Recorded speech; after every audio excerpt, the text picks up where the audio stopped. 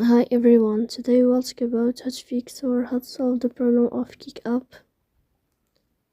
You will go to settings as you see and you will enter. Here in this page you can click on apps, default apps, app settings.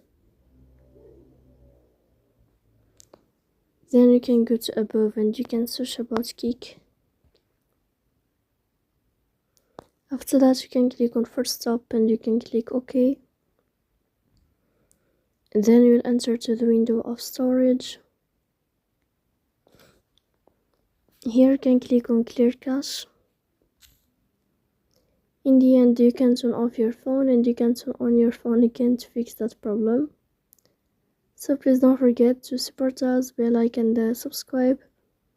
See you next time in another video, and thank you for your attention and your watching.